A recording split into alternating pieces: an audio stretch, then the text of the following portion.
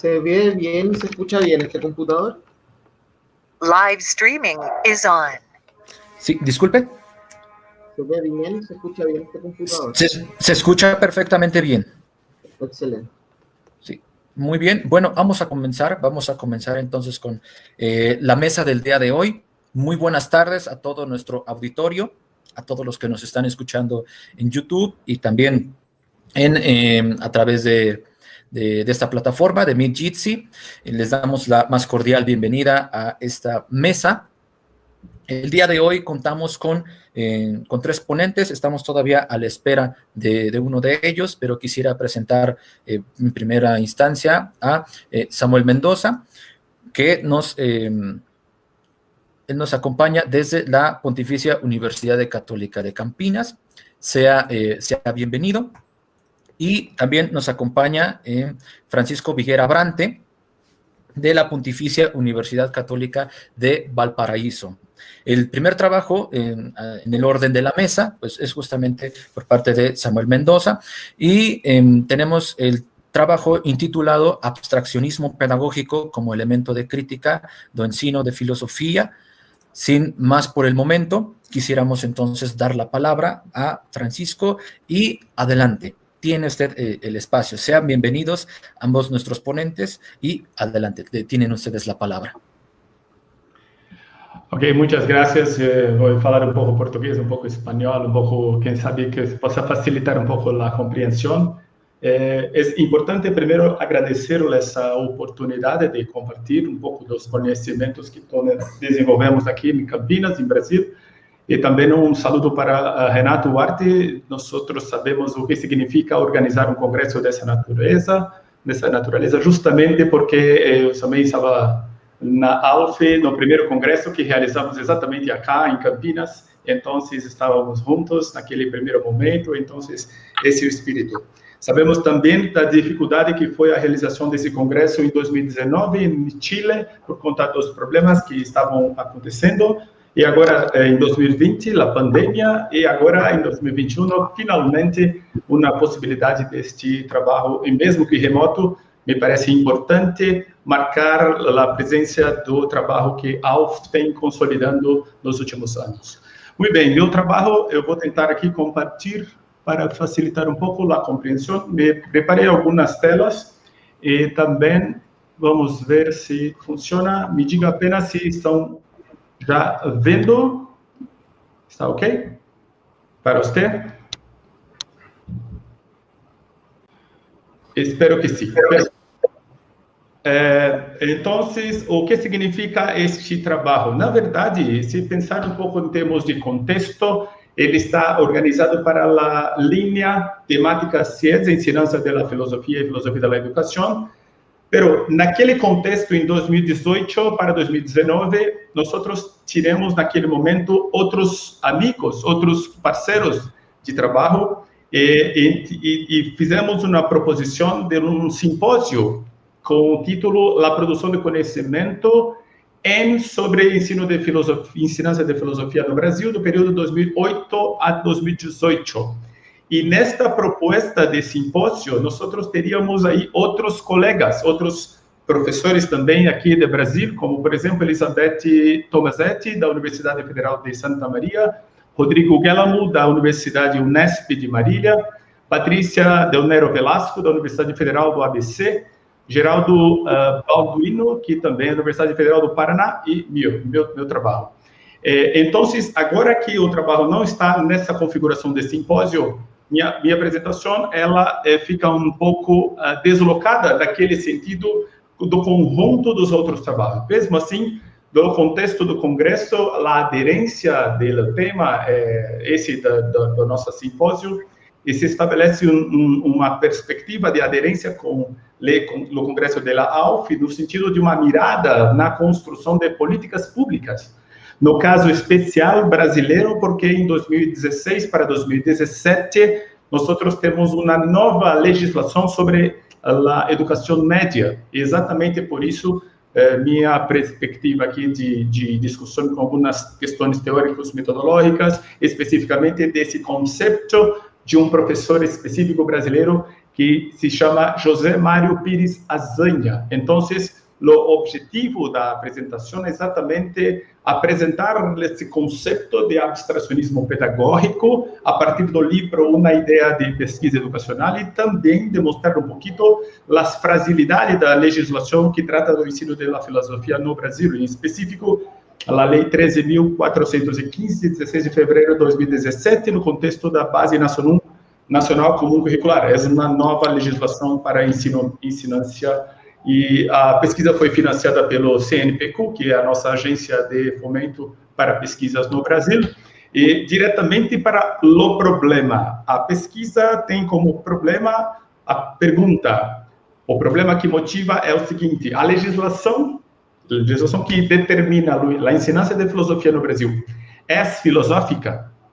Essa pergunta tem como hipótese a ideia de que será apresentado que a legislação que determina a ensinância de filosofia no Brasil não é filosófica, sobretudo porque constituída de abstracionismo pedagógico. Daí alguém pode perguntar, e o que é o abstracionismo pedagógico? Então, Azanha, no seu livro, apresenta no segundo capítulo, o livro é exatamente uma ideia de pesquisa educacional, o argumento de que é importante marcar a escola brasileira tem sido estudada como se fora uma entidade abstrata, completamente desligada de uma ambiência histórica.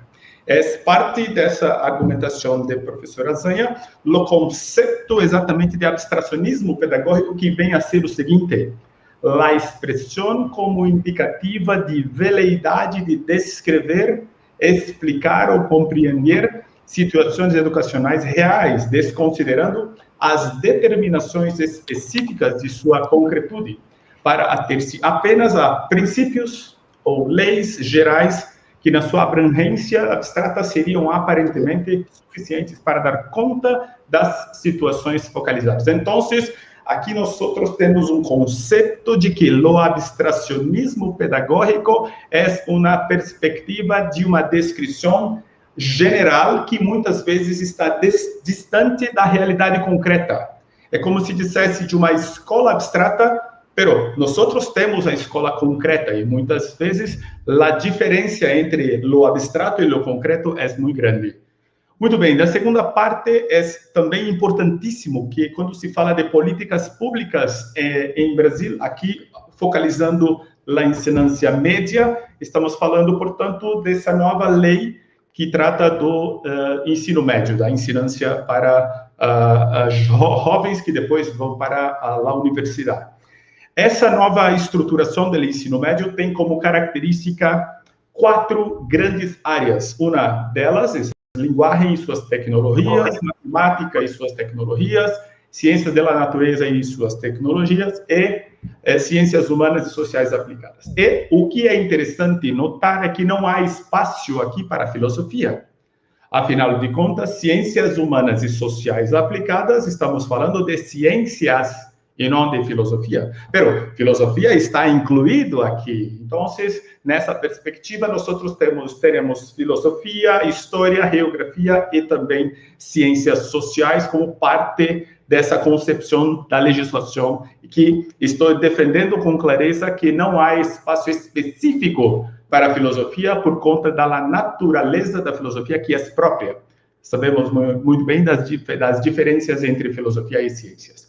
O segundo ponto é que este novo ensino médio tem como itinerários, ou como caminhos, 5 possibilidades de percursos. O primeiro, que estão ligados às 4 grandes áreas: linguagem e suas tecnologias, matemática e suas tecnologias, ciências da natureza e suas tecnologias, ciências humanas e suas tecnologias, formação técnica e profissional. Então, observem que em todos os casos estamos com ênfase nas tecnologias. Este é um ponto central da mudança que nós tivemos nessa nova lei brasileira, que aponta para uma formação de estudantes numa perspectiva para prepará-lo para o mercado de trabalho. Daí, minha pergunta é exatamente: há espaço para a filosofia numa perspectiva de que se prepara como apenas alguém que vai executar tarefas na sociedade? Então, era uma pergunta.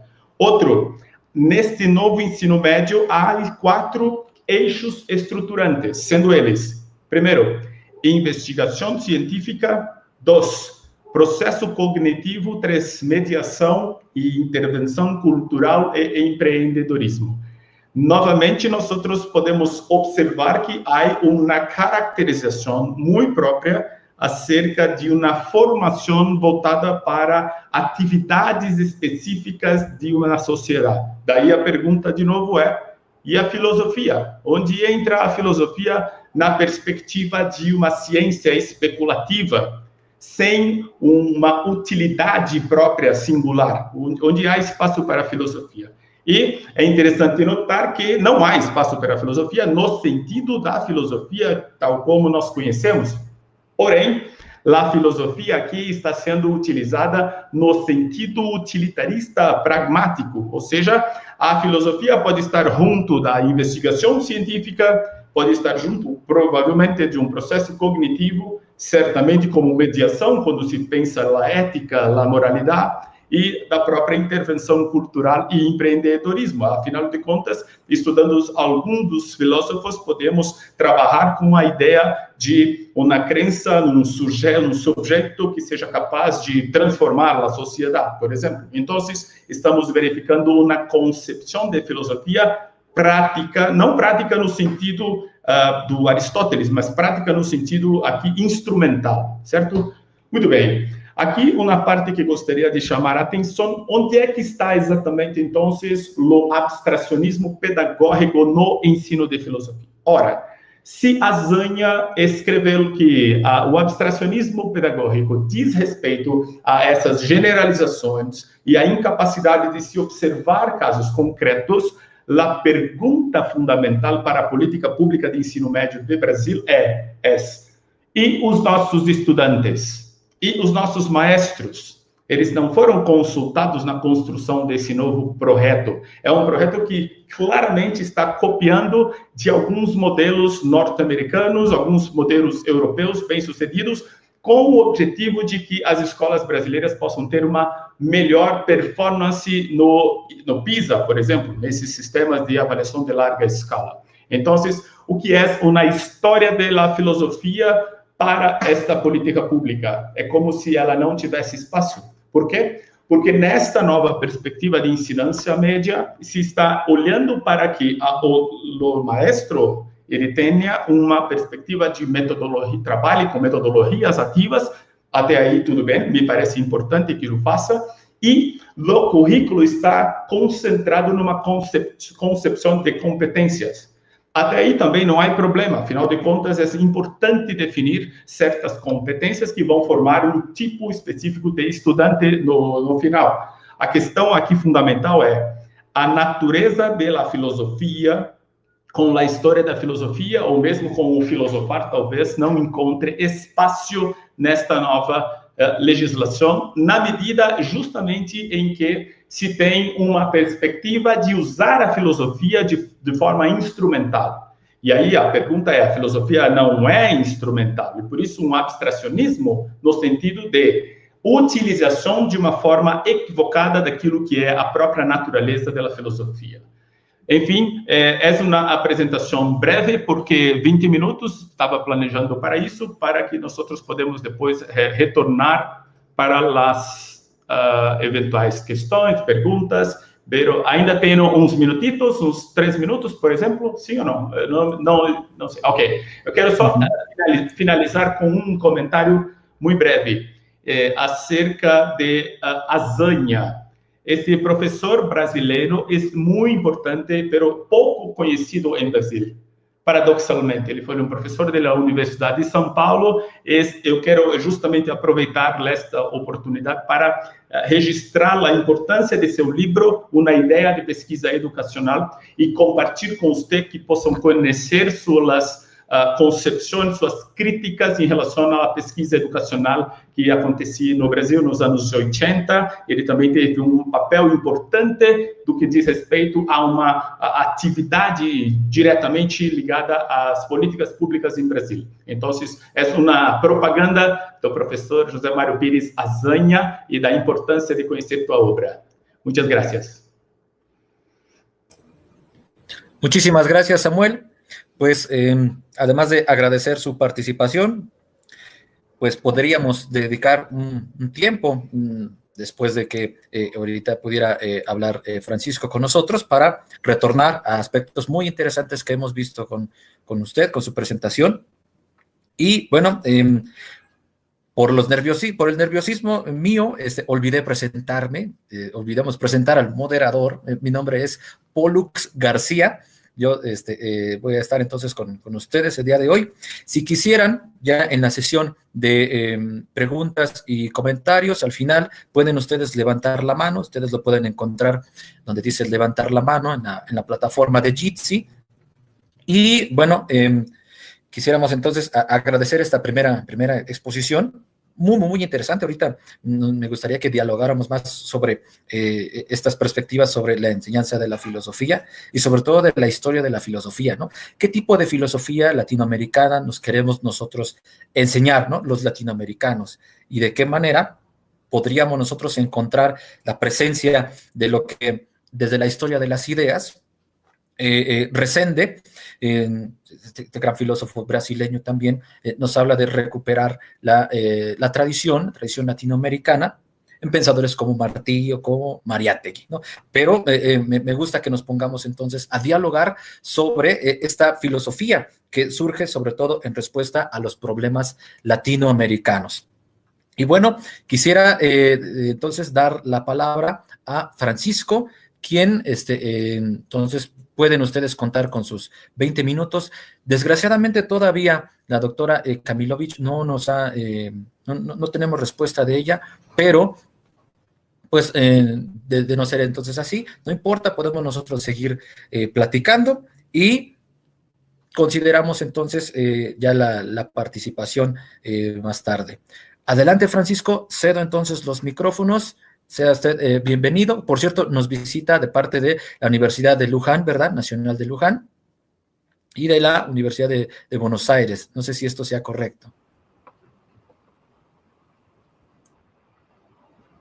Bueno, yo no soy de esa universidad. Mi afiliación es la Pontificia Universidad Católica Valparaíso. Sí. Un error, ahí me confundí con la de la doctora Mamilovich. Cierto, de la Pontificia Universidad Católica de Valparaíso. Una disculpa. Ahora sí, adelante. Básicamente, esta investigación la hice como independiente, sí hay que dejarlo claro, pero mi afiliación primaria es el alma mater ahí, la que me crió, como podría decirse. Le damos la felicitación entonces al ponente anterior.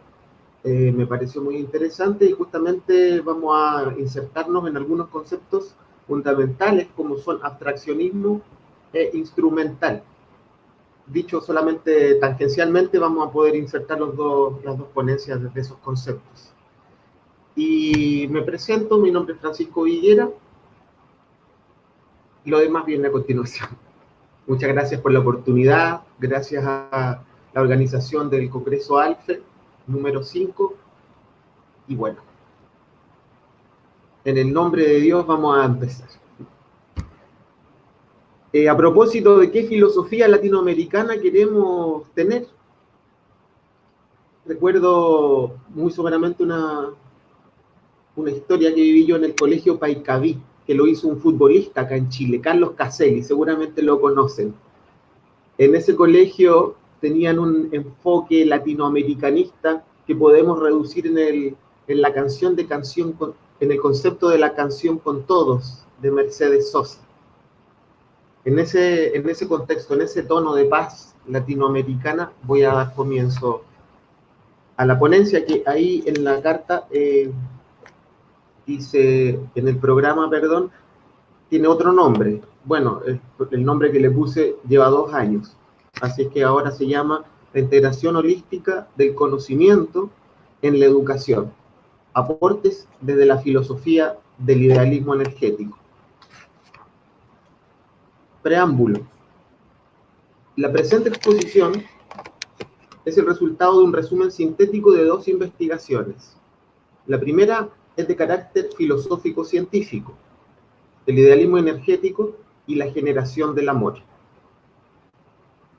el cual se encarga de fundamentar la unidad curricular de manera holística, y la segunda se concentra en lo ético, político, educativo y el desarrollo holístico de la naturaleza humana.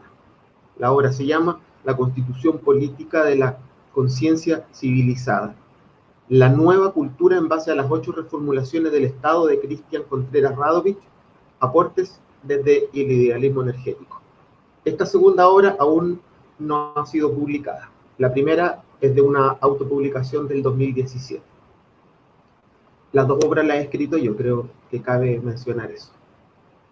Introducción.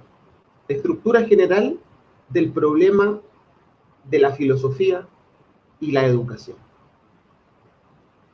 La integración holística del conocimiento en los programas de educación es uno de los pasos claves en la solución del problema de la condición humana. Esto se puede leer en el texto de Morin, Los 7 saberes necesarios para la educación del futuro. Por el contrario, los programas gubernamentales de educación desintegran el conocimiento, lo que no está exento de profundas consecuencias epistémicas para el desarrollo personal. La deformación desintegrativa de las funciones cognitivas en los individuos es la causa de una disonancia cognitiva que hace imposible la madurez intelectual, moral y política. En general, reina la ambición sobre la ignorancia y el nefasto estado de no querer pensar ni decidir sobre lo público e incluso en lo personal.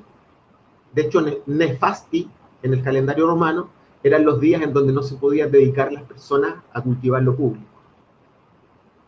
Esta es la tragedia contemporánea, privados ya no solo de la libertad y la verdad, sino también del deseo de alcanzarlas. Este contexto es clásico. La ignorancia esclava se contrapone a la verdad que libera, solo que el nivel de complejidad es hoy exponencialmente mayor. Este contexto debe ser enfrentado desde dos ángulos del problema. El primero es la construcción curricular, el segundo es el problema económico-político que le subyace. En atención a lo primero, desarrollamos un programa de educación que integra holísticamente la complejidad, a partir de principios coherentes con el desarrollo humano. Esquemáticamente, se dividió el programa en 3 ejes. En la base está la formación moral democrática. Ese concepto lo tomo de Marisa Mesa, que está exponiendo en otra mesa en este mismo momento. Le damos saludos a Marisa, que nos ha ayudado mucho. Más 2 ejes generales conforme a los 2 géneros de habilidades, cognitivo-intelectuales y artístico-creativas. En lo primero está la filosofía, la psicología, la ciencia, la religión, la técnica, etc. En lo segundo, las artes, los deportes, las destrezas espirituales, como el Qigong, etc. Lo digo para que no se presenten dudas al respecto. Lo holístico significa aquí, precisamente, que en cada área de aprendizaje aparecen todas las demás, solo que desde una diferente perspectiva. Los ejemplos son infinitos. La intención holística fundamental es aquella búsqueda de los patrones que nos permiten integrar los distintos campos de saberes para lograr una mayor universalidad holística del conocimiento. Antes se decía solo universalidad. Las posibilidades son también infinitas. Estos ejes adquieren su verdadero sentido cuando se integran para formar un sujeto individual y políticamente maduro, es decir, educado, crecido, capaz de florecer y de dar buenos frutos. En cuanto a lo segundo, a la vertiente económico-política del problema, los requerimientos del mercado laboral están predeterminados de acuerdo a necesidades concretas de la economía neoliberal chilena, la cual necesita satisfacer la demanda de una cantidad menor de individuos con habilidades ingenieriles y técnicas y una producción masiva de trabajadores que se comporten dóciles y acríticos delante de las directrices impuestas por el mercado neoliberal. Estas han sido descritas magistralmente por Piketty en el 2015 y llevadas al paroxismo por el Foro Económico Mundial, Schwab, 2016 y 2020. Vamos a entrar a terreno entonces. El currículo democrático y la transformación individual. En la construcción democrática del currículo educacional, acá en Chile al menos, la condición humana exige que los métodos y los enfoques de la enseñanza sean flexibles para adaptarse al escenario de cada estudiante. No obstante, en sentido esencial, la educación es hoy transformar esas condiciones mediante la transformación de la conciencia, pues solo desde ella es que se producirá el cambio necesario al que apunta la educación del futuro presente.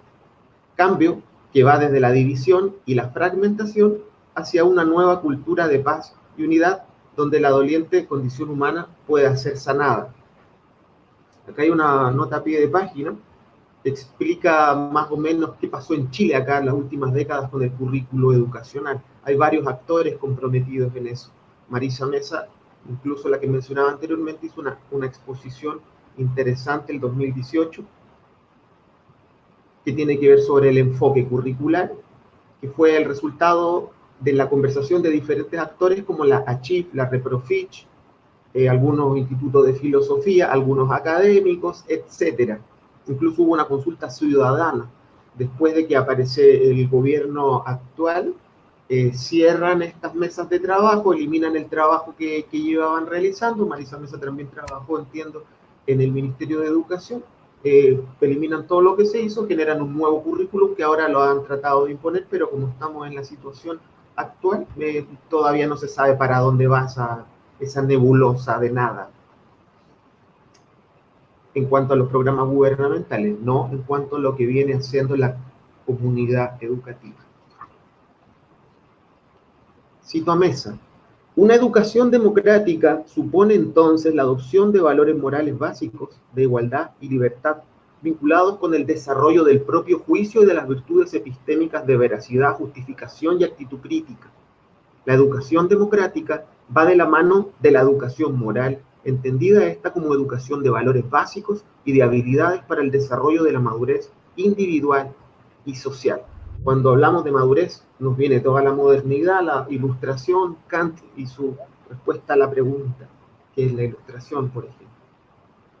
De este modo quedan perfectamente coordinadas la dimensión filosófica, política y pedagógica de la educación a la cual se refiere Cerletti 2008, a fin de producir la posibilidad de la autonomía, pero también de la autotransformación creativa.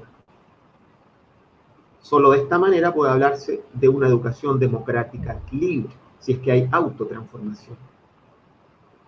Esto lo dice Cerletti, lo que viene ahora. De lo que llamamos, en sentido estricto, formación, no puede dejar de ser autoformación, y esto implica transformación.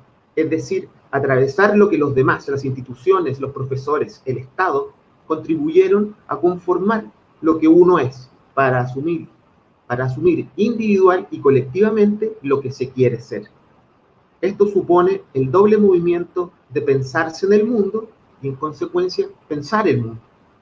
En definitiva, constituye el desafío de transformarse realmente en sujeto de la educación, lo que implica dejar de lado las tutelas para convertirse en protagonista de la propia formación. Dejar de lado las tutelas, o sea, en el mismo tenor que la cita anterior. Desde el punto de vista de la enseñanza, el protagonismo del sujeto exige la superación de una dialéctica que intenta ser aplicada como independiente respecto de las dimensiones filosófica, pedagógica, moral y política. Me refiero a la didáctica. Si se desconecta la didáctica de estas tres dimensiones, ¿qué es lo que tenemos? Una receta estéril de enseñanza. Si no se aborda, por lo tanto, la didáctica desde esta holística de la complejidad, no pasará de ser esa esterilidad. Sobre todo cuando de lo que se trata es de formar individuos capaces de ejercer procesos que legitimen y controlen el poder político. Como filosófica, la educación es una práctica de resistencia y liberación ante el marco neoliberal. Me he ido saltando las referencias, pero no puedo dejar delante de nuestro ponente anterior de nombrar aquí a Freire. En cambio, como instrumental, a propósito del concepto de la ponencia anterior, la educación no sería nada más en ese contexto que una práctica de dominación. Bueno, esta tensión refleja el profundo desafío para la educación del futuro, donde el enlace entre lo público, lo político, lo planetario y lo cósmico exige de un modelo holoárquico y cosmopolita que unifique de manera coherente al individuo y el todo. Aquí hay abigarrado un conjunto de autores y libros y literaturas y décadas, así es que no me voy a meter ahí, simplemente en el texto van a quedar todas las referencias. Nos vamos a la última parte, que tiene que ver con la relación holística entre las partes y el todo. Kaeli Gómez estaba también en otra mesa exponiendo sobre lo mismo, que tiene que ver con la complejidad.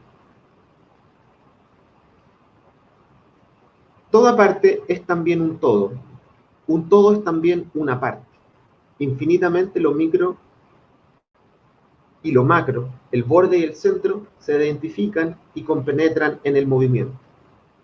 Todo sistema de conocimiento se basa como mínimo en la interacción de dos ejes de relaciones, sujeto-objeto y el singular con el universal, es decir, el hecho real, el concreto singular, como se leía en la tradición tomista aristotélica, y la ley, el universal, las leyes que producen el hecho singular.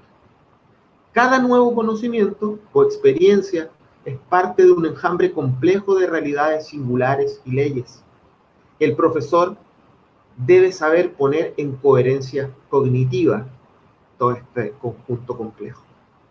La supremacía de un conocimiento fragmentado, según las disciplinas, impide a menudo operar el vínculo entre las partes y las totalidades, y debe dar paso a un modo de conocimiento capaz de aprender los objetos en sus contextos, complejidades y conjuntos. Esa cita es de Morin.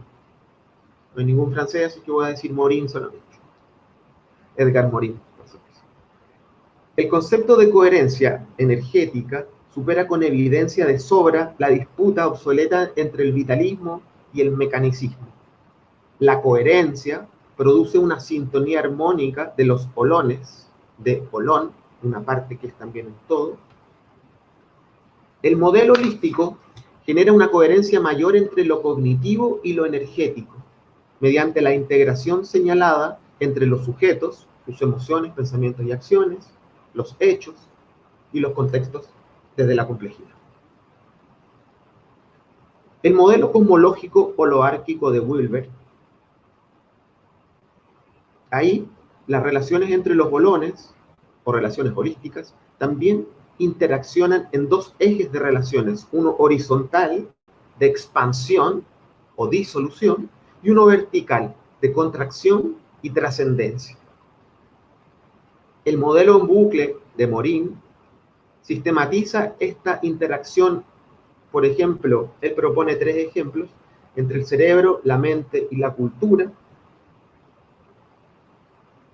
la razón, el afecto y el impulso, o el individuo, la sociedad y la especie. Esta interacción en bucle implica que tanto la especie afecta al individuo como el individuo a la especie, y asimismo el cerebro a la mente a la cultura, y se generan bucles de elevación o transformación. El devenir le llaman los modernos, el movimiento de la realidad. Estos modelos han complementado la comprensión sobre la retroalimentación y la dialéctica, sirviendo de escalones para componer la más amplia y profunda cosmovisión, para poder conformar el mayor de los contextos y así cumplir con la exigencia holística. La parte se conoce con el todo. Es decir, en las aulas, cualquier conocimiento, cualquier experiencia que se interponga entre el profesor y el alumno, o el joven estudiante más bien, esa palabra alumno todavía la tenemos mal pegada, significa sin luz, debería ser todo lo contrario. Entonces, cada nueva experiencia, cada nuevo conocimiento debe estar integrado en el todo. La versión matemático-física del patrón expuesto sigue el modelo de un toroide. Este viene a ser en física lo que la dialéctica es en filosofía. La superación de la oposición y la dualidad polar mediante la unidad sintética. Lo que viene es una cita del idealismo energético nombrado en principio. Los procesos atómicos, biológicos, planetarios, galácticos, etc., siguen eternamente el programa de nacimiento, expansión, contracción y trascendencia. La trascendencia es esencial para la supervivencia. Todo trascender requiere una contracción, un dolor de parto antes de dar a luz a lo nuevo. ¿Cómo resuenan estas palabras con lo que sucede hoy? Esta novedad no llega a ser visible dentro del escenario de la expansión anterior de la antigua época, la cual sigue viva virtualmente solo para servir de alimento a lo nuevo que se mantiene en su etapa embrionaria. Todo nuevo proceso no elimina nada, lo reabsorbe todo hacia niveles de mayor desarrollo y complejidad. Los nuevos brotes o niveles de coherencia espiritual no pueden llegar a ser notados por la vieja conciencia que camina en un tiempo virtual, que ya quedó en el pasado. Solo la juventud renovada siente la fuerza para dejarlo decrépito al aplicarse en el desapego de las antiguas formas de vida que no contribuyen al cuidado del bebé que late dentro. Acá hay una nota a pie de página. La fenomenología del espíritu no ha detenido su marcha en la modernidad, sino que incorporando lo no incorporable, la heterogeneidad del otro, a propósito de las dialécticas de lo mismo y el otro, con el tema del otro levinasiano, ha empezado a fundir su sistema lógico ideal con un sistema de energía que produce a la apertura a lo infinito. Ahí estoy mezclando complejamente hartos elementos. Seguramente en principio no tienen sentido, pero la complejidad nos permite hacerlo. En lo cual se funda la certeza del nuevo brote de la cultura latinoamericana. ¿Qué quiere decir esto? Esto, en contexto. ¿Quién somos los latinos? ¿Quiénes somos? ¿Cuál es nuestra personalidad? ¿Somos absolutamente lógicos? ¿O tenemos una energía que desborda la parte lógica? Bueno, ahí está el equilibrio de la nueva acoplamiento que debemos generar en educación. Básicamente hablando, la razón y la emoción. Siguiendo las mismas leyes descritas, toda exposición esquemática, lógica o metodológica sufre una transformación continua, lo que cognitivamente significa una reprogramación neuronal continua. El conocimiento entendido holísticamente ha de producir esencialmente un mayor autoconocimiento. Toda acción epistemológica parte y termina en la realidad espiritual del ser humano. Toda epistemología es espiritual. Acá me refiero, por ejemplo, al trabajo de investigación de Manuel Vergara, del 2019. Él es un chileno que tiene un texto que se llama Epistemología Espiritual. A mayor autoconocimiento, mayor conocimiento del todo, y viceversa. Debemos tener en cuenta que para lograr un mayor autoconocimiento, el conocimiento debe ser integrado desde el fondo de nuestro ser, es decir, el conocimiento debe formar parte de una actividad transformativa. Si no, no pasa de ser conocimiento abstracto, como veíamos en la ponencia anterior. El autoconocimiento exige ser enfocado en relación de la mayor totalidad posible, puesto que la parte, nosotros, se conoce a partir del todo. El milagro que se activa en el sistema cognitivo neuronal, mediante ese modelo, la maravilla, es la unidad e identidad entre el micro y el macrocosmos. Nada nuevo bajo el sol. Despejamos de esta manera el clásico ideal de la filosofía. Conócete a ti mismo y conocerás al universo. Hoy día es más complejo que antes, sin duda. Podemos hablar de supercúmulos, superclúster de contextos, y aún así sigue preexistiendo un contexto general que le da sentido a todo lo demás. Es este el que puede dar la mayor coherencia a las distintas áreas del conocimiento.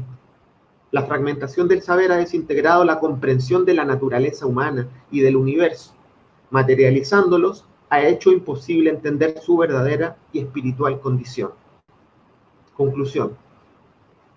La deformación desintegrativa de las funciones cognitivas en los individuos o disonancia cognitiva puede ser sanada mediante la integración holística del conocimiento en el currículo educativo.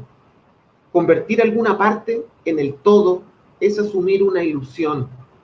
Ese contexto de ilusoria realidad desvirtúa el autoconocimiento, reduciendo el campo de la conciencia, la vocación y el crecimiento individual, enajenando el mayor poder humano, el amor al todo y el impulso de trascendencia.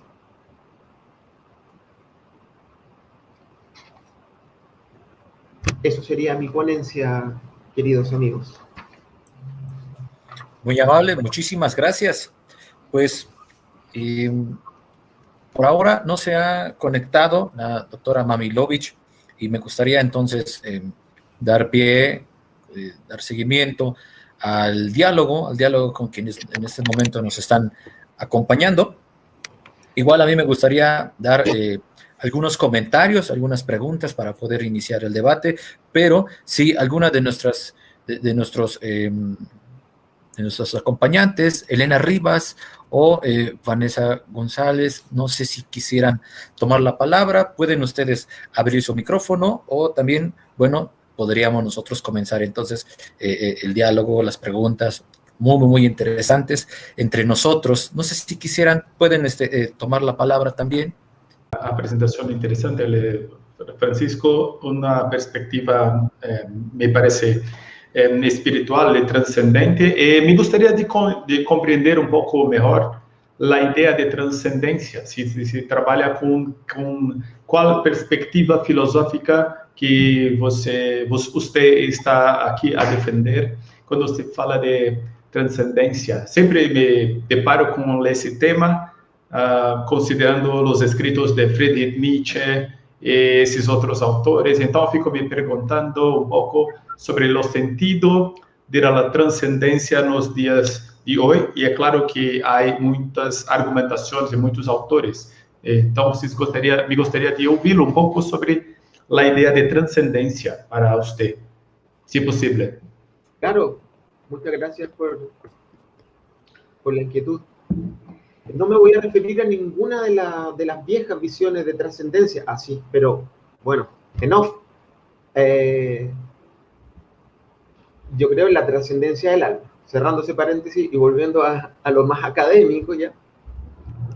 Acá estamos hablando de trascendencia dentro del modelo de una holoarquía, de holones, en donde su proceso básico lo describí en 4 conceptos siguiendo la sistematización que hace Wilber, que es una expansión, luego viene un proceso de contracción, y la trascendencia es simplemente el aumento de la complejidad. Nosotros los seres humanos en algún punto no existíamos en el planeta. Las células, nosotros somos trascendencia de las células que nos anteceden. En ese sentido, desde la complejidad y desde la unidad entre la razón y qué sé yo, la metafísica y la ciencia, estoy entendiendo la trascendencia como la síntesis de la materia y el espíritu, en una unidad, porque estamos acostumbrados a ver en esa bipolaridad y eso nos hace muy mal, nos divide, nos convierte en metafísicos versus científicos. Entonces Hawking, ¿qué es lo que dice en la primera línea de su texto que se llama el modelo de la filosofía del todo, la unidad del todo, pero nunca habla de cuál es este modelo, pero en la primera línea sí que dice la filosofía ha muerto. Tenemos por allá al Hegel que decía, no, que solamente los filósofos tienen el acceso directo al espíritu, por lo demás las otras ciencias son extrínsecas. Entonces el idealismo energético es justamente, toma el modelo del toroide para explicar cómo los procesos de evolución se juntan con los procesos de elevación, como la dialéctica ascendente y la descendente, de la cual Marx tomó solamente la ascendente y se olvidó de la otra, como sostiene Valls-Plana, Ramón Valls-Plana. Entonces, en definitiva, es un modelo de trascendencia física y al mismo tiempo metafísica. El ejemplo creo que es claro, nosotros hemos trascendido a las células y a la realidad atómica. Y tenemos espíritu, eso, que duda cabe. Podemos hablar, hacer congresos, hablar de paz. ¿Puedo continuar con una cosita más? No hay problema, ok. Sí, excelente. Entonces, me parece que la idea no es una idea, por ejemplo, de São Tomás de Aquino, una perspectiva teológica, pero una perspectiva filosófica parece até un tipo de trascendencia que se realiza na imanência. Isso quero dizer, quando você fala da conexão entre o físico e exatamente nessa perspectiva daquilo que transcende, parece estar havendo uma potência para o imanente, que este imanente faz transcender.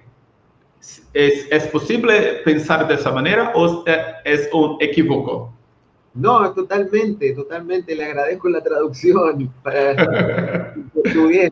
Está excelente. Sí, como estoy comprendiendo tu presentación, me parece interesante, porque me gustaría después de colocar una cuestión, ese primero me gustaría de comprender para también preguntar. Pero muy interesante, ¿no? Yo tengo un estudiante que está estudiando ahora exactamente Jacques Maritain, un filósofo francés, filósofo do cristiano, e trabalha muito com algumas noções, pero são noções teológicas. Então, há uma perspectiva. A tua perspectiva me parece um pouco mais avançada, no sentido de reconhecer aquilo que se realiza efetivamente aqui, agora, nesse espírito imanente. A pergunta que me gostaria de colocar para ti é em torno exatamente das contribuições de filósofos como Schopenhauer, Nietzsche, esses autores que, no caso de Nietzsche, precisamente, quando ele faz uma crítica à transcendência, de certo modo, a perspectiva é uma crítica fundamentalmente a um contexto que está acontecendo na Alemanha.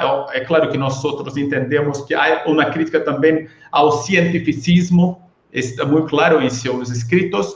Então, não me parece adequado dizer que Nietzsche está fazendo uma crítica exatamente àquilo que transcende, porque ele mesmo vai defender o além do homem, o Übermensch, que é a ideia de um super-homem, ou além do homem, ou também a outra ideia de eterno retorno do mesmo. Então, me parece que ele trabalha com algumas categorias que estão para além daquilo que é a própria imanência. Então, minha pergunta é exatamente o seguinte: seria o caso de abandonar a transcendência, abandonar o conceito para assumir um conceito mais vivo, mas de uma realidade concreta, menos imaginativa, para dar conta dos problemas que nós temos em Latinoamérica, mas também em qualquer lugar do mundo, né? Então, é uma pergunta para desafiar tua perspectiva. Você conseguiria, por exemplo, abrir mão de transcendência para assumir uma perspectiva nietzschiana, por exemplo? Para algunos Nietzsche es el último de los metafísicos, justamente porque culmina la inversión platónica de esta división entre lo físico y lo metafísico. En ese contexto, hoy día cae como anillo al dedo, al dedillo, el tema de la rehabilitación, no sé cómo llamarle, de lo femenino. Antiguamente los sacerdotes que se autoarrogaron el poder de ser los guardianes de este portal hacia la trascendencia, tenían a las mujeres, a lo femenino, a la materia, a la matriz, a María, la tenían un poco ahí abajito nomás, pues. Entonces, acá el tema es, ¿por qué la materia no puede trascender? Si, ¿qué es la materia? Hoy día sabemos que la materia prácticamente proviene de la antimateria.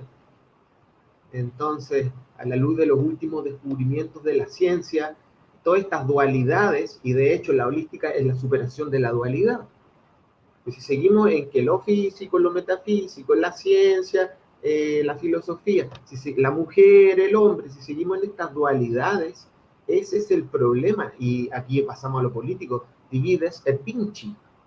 El cerebro tiene una parte creativa y por eso que dividí el programa de esa manera, una parte que va a las artes, lo creativo, y otra parte que va a lo filosófico, a lo cognitivo, al conocimiento. Una cosa es pensar, otra cosa es sentir. Yo creo que son cosas distintas. Ahora, nadie anda diciendo quién es mejor que el otro. Esa rivalidad ya debe ser completamente superada. Es por eso que la segunda obra tiene una parte en donde se refiere a la nueva cultura. Y eso es Latinoamérica, en donde una vez le preguntan a propósito a un indio, a un aborigen, a un original de la tierra, a alguien que no se salió de la tierra, no le dijo natura non serviam, sino que adoptó a la tierra como su propia naturaleza espiritual, un aborigen. Y lo llevan a una iglesia católica y le dicen, hoy su Dios es bastante viejo. Nuestro Dios corre por las praderas, por las montañas, baja por los ríos, se divierte con la lluvia. Su Dios es bastante viejo, tiene que estar encerrado. Entonces, como anécdota solamente cuento eso. La integración de la materia y el espíritu es parte de la integración del ser humano. Nosotros vivimos una desintegración cognitiva, una desintegración en todos los aspectos de la cultura, de la libertad, de la política, de la educación, de la economía. Todo en realidad es al revés. No tenemos política, tenemos antipolítica. No tenemos economía, tenemos antieconomía. No tenemos educación, tenemos abstracción instrumental. Y todo eso es a causa de poner a la emoción por una parte como si fuera algo distinto de la razón. Es por eso que en el idealismo energético lo que hago es proponer un sistema que incorpore a la psicología, el desarrollo individual, la autoconciencia, y también a la parte física. Es por eso que quise decir, nombrar delante lo artístico y entre ellos las destrezas espirituales como el Qigong, el dominio de la energía. El espíritu es energía y la energía es espíritu. No puede ser de otra manera. Era el mismo ideal de los jóvenes de Schelling, Fichte y Hegel, reunir lo que es espíritu y lo que es la realidad material. Finalmente, un otro comentario es que cuando tú presentas la idea de que todo es uno, uno es también parte en todo, está presente en Heidegger, presente en Heráclito, en muchos filósofos, ese tipo de construcción que me parece muy interesante desde el punto de vista de una especie de panteísmo, na perspectiva de que nosotros somos una especie de perspectiva que se desfez de un todo y después regresaremos para ese todo. Entonces, me parece haber internamente una perspectiva panteísta también ahí. No sé, yo quería, también me gustaría de oír sobre esto. Y finalmente decir que esta vertente para a filosofía, olhar para autores que trabalham na perspectiva holística, como Edgar Morin, outros autores que você aqui trouxe, me parece interessante em um país, em um momento muito difícil em muitos países, no caso do brasileiro, talvez um dos momentos mais difíceis, porque nós teremos uma pandemia e também temos um governo que se associou à pandemia, está trabalhando junto para espalhar o vírus. Então, é uma situação, acho que solamente em Brasil, nós temos uma situação tão difícil. Todos os países muito difícil, mas acá temos uma força maior para o vírus. Então, e é muito estranho, porque talvez não tivéssemos valorizado tanto a filosofia em outros tempos como agora. Uma necessidade de reflexionar sobre as ações humanas, sobre o cuidado com o outro, a importância da saúde, da própria educação. Então, neste momento, nuestras escolas están, por ejemplo, cerradas. Muchos alumnos no tienen posibilidad de un diálogo, una posibilidad de clases con clases porque não tem vacina, primeiro, segundo, não tem computador para ter acesso à comunicação. Então, é um momento muito difícil. Me parece, talvez, tão difícil quanto o momento de um caos que precisa de um demiurgo para colocar um pouco de ordem novamente nesse caos que estamos vivendo acá. Então, é um comentário da importância de tua investigação para nós aqui em Brasil. Depois, me gostaria de ter acesso ao texto, se você depois puder compartilhar com nós, quando possível. É isso. Desculpa por alongar muito. Gracias por el alargue. El alargue. En fútbol tiene un sentido preciso el alargue. Está muy bueno este alargue. Muchas gracias por la intervención. Cuando uno habla de la salud, hay varias perspectivas. Desde el punto de vista holístico, un virus no puede afectar a un cuerpo, a una biología que tenga el terreno biológico en buenas condiciones. Una semilla no puede crecer en la arena al lado del mar porque el agua salada no se lo permite. O sea, el virus puede producir algo siempre y cuando sea el terreno el que está dañado. Entonces, esa es la enfermedad, desde el punto de vista platónico incluso. Cuando se enferma la parte, se enferma el todo. Para curar al alma hay que para sanar al alma hay que sanar el pensamiento, decía Platón, hay que sanar el todo. Entonces hoy día tenemos una perspectiva no holística, materialista, cientificista, reduccionista, y todo el tema pandémico se está manejando de una manera acientífica. Acientífica. Entonces, ¿qué puedo decir ante lo acientífico? Voy a dejarlo ahí esa parte. Y volviendo al punto de Morín y del panteísmo, en el panteísmo se puede entender de dos maneras. Se puede entender como una masa homogénea, total, global, ¿ya? Que es como más bien lo quieren pintar desde la vereda de la ciencia o del cientificismo moderno, ¿ya? Pero sin embargo, en ese panteísmo no habría una individualidad. Sería una masa material sin inmanencia, con inmanencia pura. Entonces otra vez queda la trascendencia en la otra orilla. Y seguimos en el concepto del enfrentamiento, de una dialéctica que no se resuelve. Si fuera de ese modo, el misterio es el ser humano, la cultura. Entonces el panteísmo es solamente la mitad de la visión.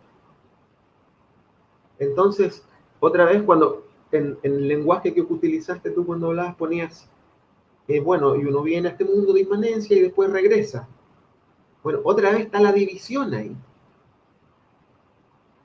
En la cosmología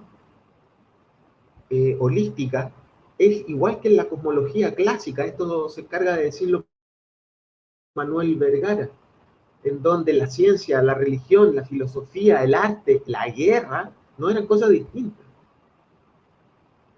En el Pantaplere Theon Einai, todo está lleno de dioses, ya a esta altura ni me acuerdo quién dice eso, parece que era Tales de Mileto.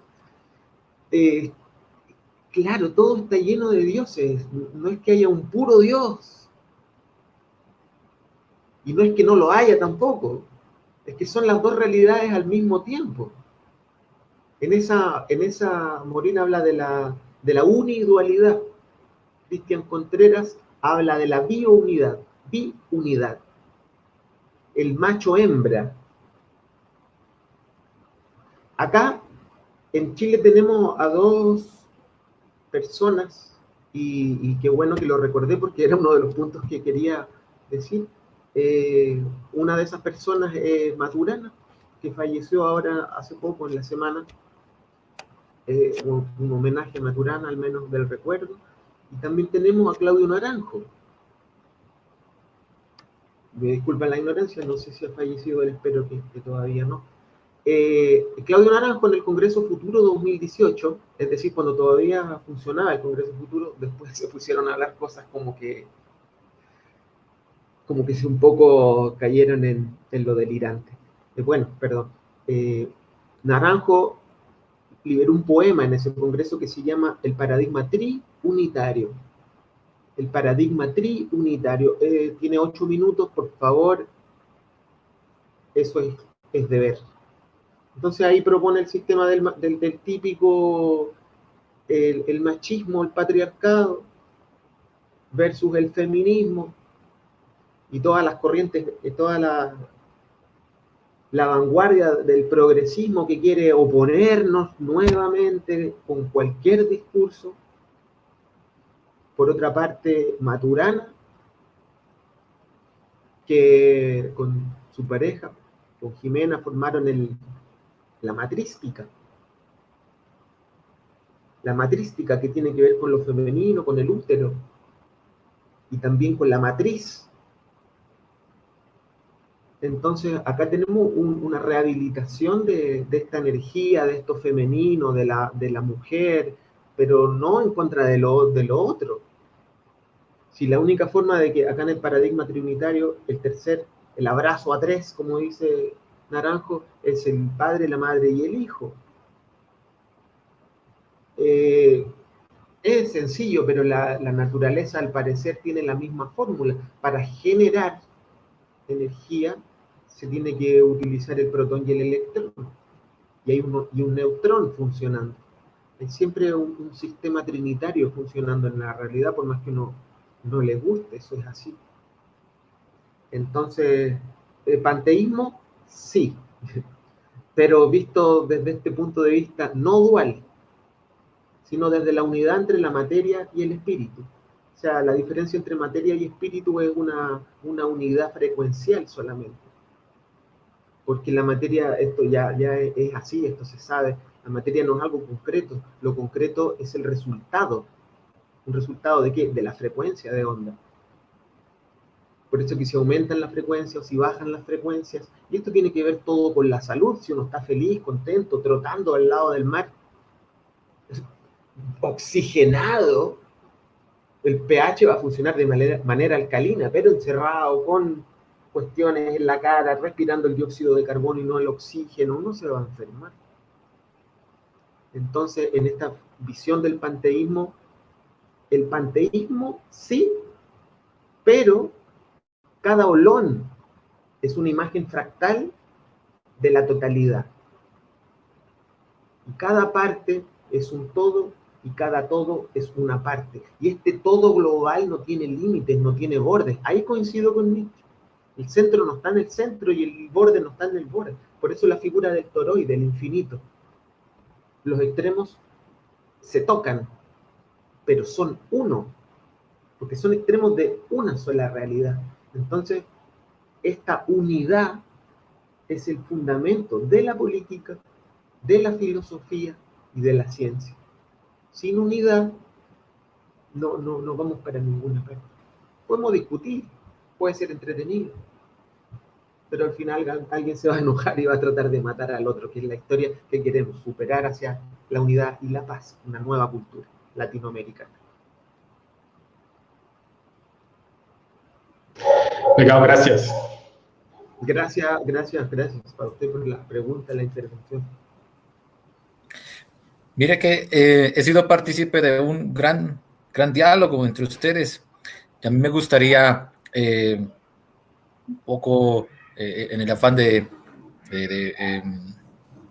incentivar también la polémica, un poco a modo de provocación, preguntas también para los ponentes, a menos, claro, que quisieran levantar la mano, tomar la palabra nuestras asistentes. No sé si quisieran hacer alguna pregunta a nuestros ponentes. porque pues ya tomando yo la palabra, casi les juro que no la voy a soltar, ¿no? Hasta que me contesten. Entonces, no sé si nuestros ponentes quisieran hacerle alguna pregunta a nuestros asistentes, a nuestros ponentes.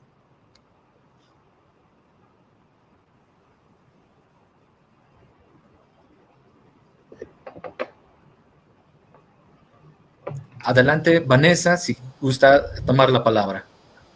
Boa tarde a todos. É um prazer estar aqui,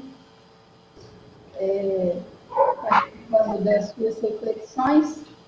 Eu faço parte do grupo de pesquisa do Samuel, lá na PUC de Campinas. Eu estou falando de Goiás, no estado de Goiás, no Brasil. Eu queria só que o Samuel falasse um pouquinho mais dessas condições curriculares que a gente está vivendo atualmente no nosso país. Juntamente com a pandemia, a gente está vivendo um momento de total desvalorização da educação, das universidades. Então, junto com a pandemia, a gente está tendo alterações curriculares, tanto no ensino básico, quanto no ensino superior também, advindas dessas alterações curriculares no ensino básico. Então, essa ausência da filosofia também está provocando uma série de consequências nos currículos das licenciaturas. E aí, então, eu gostaria que o professor Samuel falasse um pouquinho mais dessas consequências para essa formação dos professores, dos futuros professores, e essa contradição que tem no currículo do ensino básico, né, da ausência da filosofia, e, por outro lado, uma exigência do ensino por investigação, de cobrar não só o uso de novas tecnologias, onde a gente não tem nas escolas, e os alunos, então, são cobrados agora. Uma das competências é que eles sejam mais autônomos e desenvolvam, o professor desenvolva no aluno o pensamento crítico. É isso, Samuel.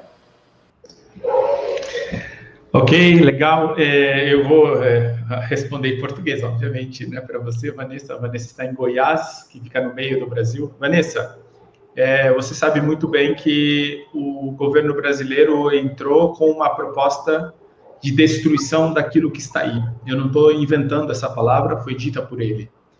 E aí, se nós olharmos as alterações no campo da educação, ou propostas, algumas que vieram desde o ano de 2019, as propostas, elas coincidem com esse discurso de destruição.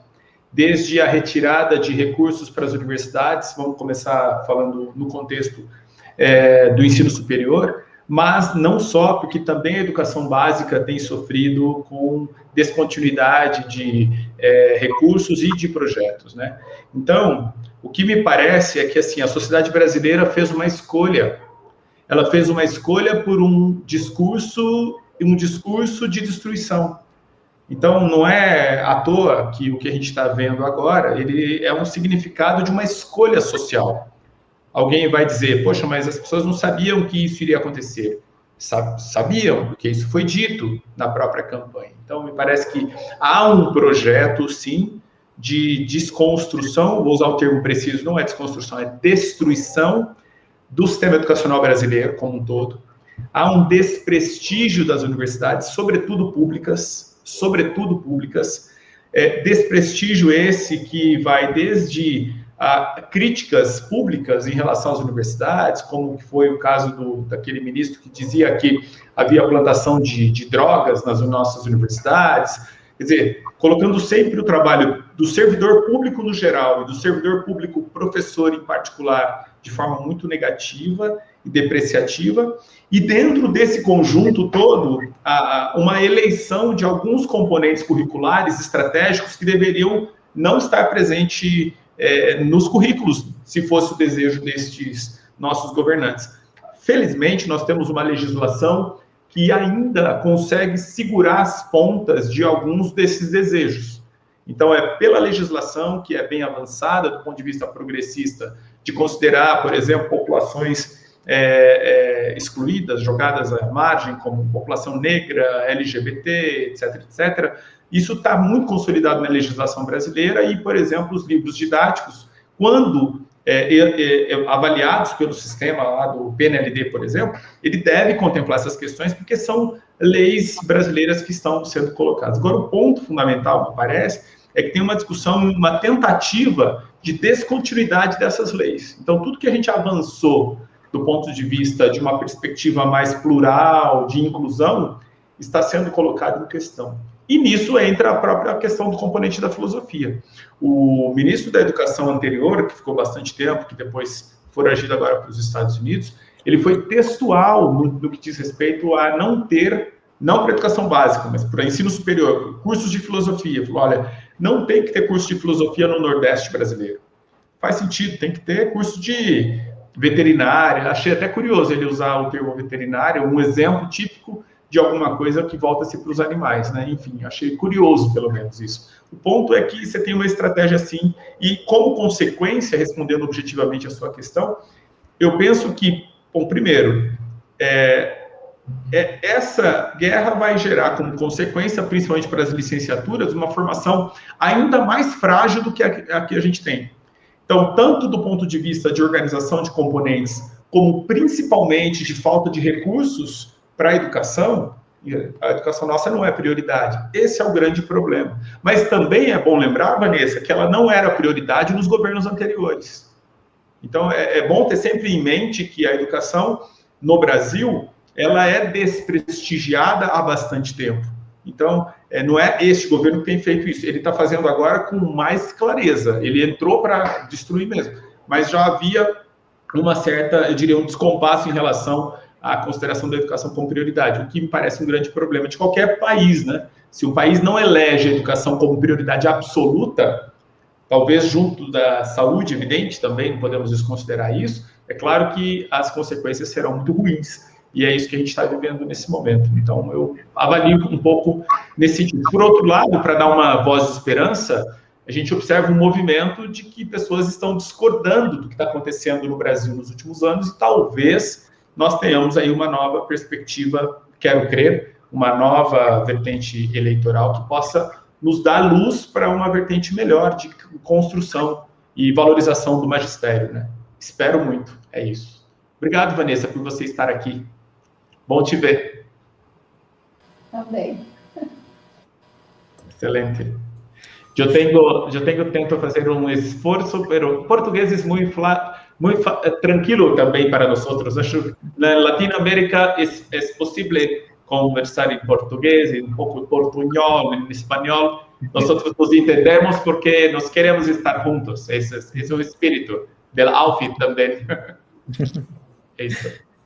Miren que yo extraño acá como mexicano los partidos de la Copa Libertadores porque ahí es donde podíamos encontrar entrevistas en portugués, podríamos escuchar a los equipos chilenos, al Colo-Colo, al Boca Juniors.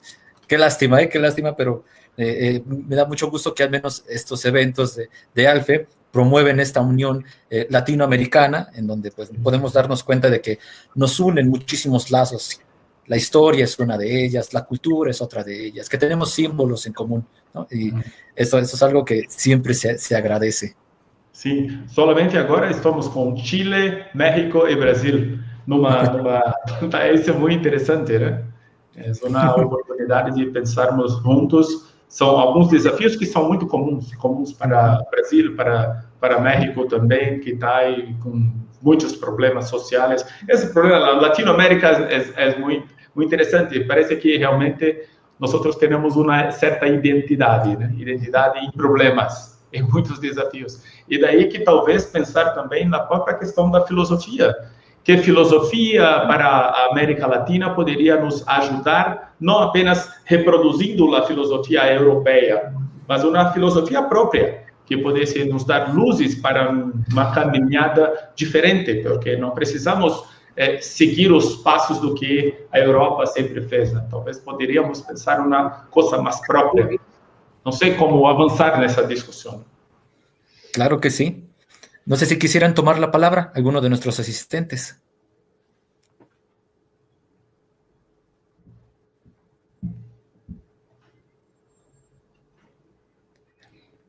Bueno, a mí me gustaría, hablando de esta historia de la filosofía, que queda siempre como un compromiso para los latinoamericanos, evitar esta postura pasiva en la de ser meros receptores de ideas, sobre todo ideas venidas de Europa, para convertirse en activos productores de ideas. Hay algo que pienso nos une los países latinoamericanos y que a mí personalmente es un honor compartir mesa con ustedes, y es que nuestros países latinoamericanos tienen un compromiso contra el autoritarismo, ¿no? Y me da mucho gusto que en ambas propuestas puedo ver que la filosofía es una respuesta a una educación, cómo se puede contraponer uno a una educación autoritarista, ¿no? Algo interesante que yo pudiera comentarle a usted, Samuel, es si esta perspectiva que critica el abstraccionismo pedagógico es también una recuperación de lo cotidiano, ¿no? Porque la cotidianidad suele ser un plano que ocasionalmente suele ser excluido, sobre todo cuando a partir de los planes y programas de estudio o del currículo, hay una tendencia a partir de una educación autoritarista a excluir todo contenido que pudiera fomentar el pensamiento crítico, y dentro de ellos la filosofía ocupa, digamos, uno de estos espacios en donde se puede problematizar, por ejemplo, la noción de libertad, ¿no? ¿Qué es vivir en América Latina si nosotros vivimos en naciones libres? Y en ese sentido quisiera preguntarle si ¿es acaso esta crítica al abstraccionismo pedagógico una forma de recuperar el plano de lo cotidiano dentro de las aulas, ¿no? Porque pareciera que también tenemos en nuestras dolorosas repúblicas americanas, como dijera nuestro José Martí, un problema de reivindicar la naturaleza política de la educación a partir de la creación de lazos verdaderamente democráticos. Y de ahí también me gustaría lanzar otra pregunta hacia Francisco, que es una de las propuestas filosóficas que los gobiernos autoritaristas suelen recurrir es justamente al pragmatismo. Estoy poco familiarizado con los trabajos de Jaime Caicedo sobre la recuperación del pensamiento de John Dewey para la creación de reformas educativas en Chile, ¿no? Me gustaría saber si la noción esta nueva perspectiva en la que se resignifica lo holístico, se recuperan conceptos importantes en el pensamiento de Morin, ¿no? Ya simplemente el pensamiento complejo como crítica al pensamiento único me parece algo muy, muy rescatable. Y quisiera preguntar entonces si la democracia, o si existe acaso en su disertación una crítica a la aparentemente a la democracia que no goza de legitimidad no sé si pueda referirse a Chile en específico o también en otros ámbitos, pero al menos una versión del pragmatismo ha sido utilizada para imponer cierta noción de democracia, ¿no? Y cuando decimos cierta noción de democracia, a veces linda más bien en el autoritarismo. Cedo entonces la palabra y no sé si me gustaría escucharlos al respecto, porque veo entonces un denominador común, que es que ambas propuestas se oponen al autoritarismo.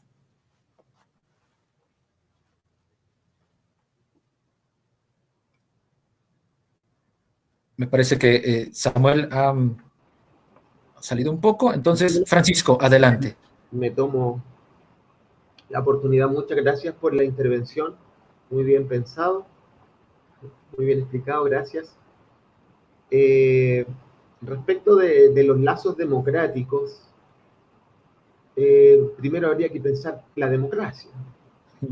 Y básicamente hay que decir, nosotros no tenemos de democracia, esto no es democracia, esto es un sistema parlamentario representativo. Entonces, la democracia es una cuestión que no la conocemos, hay que decir, salvo por los libros griegos. si relacionamos esta realidad política actual y lo que está pasando, sin entrar a describir el detalle, entendemos claramente que este pragmatismo parece más demagogia que otra cosa. Y estos demagogos no deberían ser llamados políticos, porque el político es el que piensa en el bien común. Entonces, pragmatismo hoy en día es simplemente una intención globalista. Es por eso que en la introducción de la ponencia que hice menciono a Klaus Schwab, que tiene el libro estos dos libros que son realmente, ni siquiera los voy a calificar. El primero, que es la cuarta revolución industrial de 2016, y el del 2020, que es COVID-19 o el gran reseteo. Ya en esta relación compleja de la actualidad tenemos que entender esta cuarta revolución industrial. Ahora, todavía hay cierta reticencia en lo que podríamos decir la ciudadanía a ni siquiera querer escuchar todo lo que está planeado. Hay un peruano que se llama Miklos, no recuerdo ahora, Lukács es el apellido, quizás lo han oído. Él tiene unas intervenciones magistrales sobre este contexto histórico-político de la cuarta revolución industrial y sobre este gran reseteo. Se los recomiendo para poder entender qué significa hoy día pragmatismo, ¿ya? Porque el pragmatismo, si está orientado hacia el bien común, fantástico. O sea, todo buen gobernante tiene que ser pragmático. Cuando yo planteo la educación holística y digo que hay que introducir todo conocimiento, toda nueva experiencia, lo que hay que hacer es poner el singular ahí, entender que está enfrentado a un sujeto, y yo tengo toda una historia, tanto biológica, planetaria, genética, como personal, emotiva, cognitiva, ¿ya? Entonces, desde esa primera relación horizontal sujeto-objeto, aparece un nuevo conocimiento, una nueva realidad política, una nueva tendencia, y eso hay que ponerlo en orden con la máxima totalidad posible, es decir, en el orden del cosmos. El pragmatismo lo que trata de hacer es unificar esta cosa, la cosa. El ser pragmático es ver la cosa y cómo se relaciona bien en su contexto, es decir, en su ley, y cómo se debe desarrollar una dinámica armónica. Es magnífico ser pragmático. Ahora, el problema es que el pragmatismo está orientado hacia otra cosa.